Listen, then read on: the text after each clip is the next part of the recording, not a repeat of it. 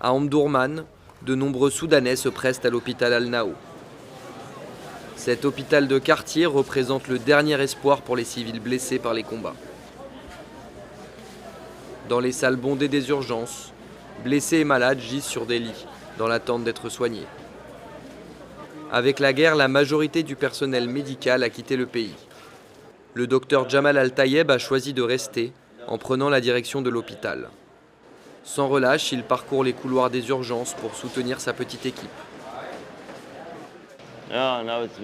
Tous les lits sont occupés, l'hôpital est saturé. Il y a des gens allongés à même le sol, sans lit d'hôpital, sans rien. Tout ça, c'est à cause des nombreux blessés que nous recevons.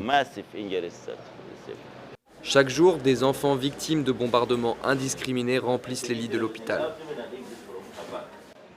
Regardez cet enfant, c'est une des victimes de la guerre. Il a touché un engin explosif, il a perdu sa main. Cette situation est très difficile à vivre pour nous tous. Quand on voit un enfant dans cet état, c'est dur. Il a perdu sa main pour toujours.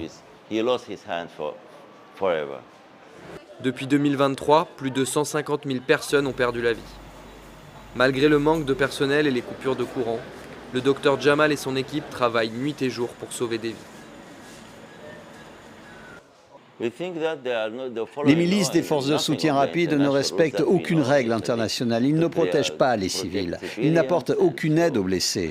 Si vous regardez autour de vous, il y a peu de soldats blessés. La plupart sont des civils. Avec la guerre, les infrastructures médicales sont devenues des cibles militaires. Proche de la ligne de front, la plus grande maternité de la capitale a servi de base aux milices.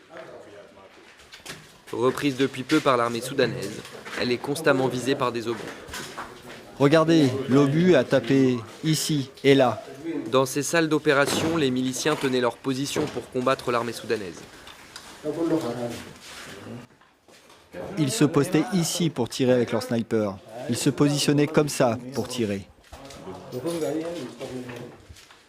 Le docteur Emad est le directeur de cette maternité. Il venait d'inaugurer sa réouverture au mois d'août, quand un obus a frappé une salle de consultation.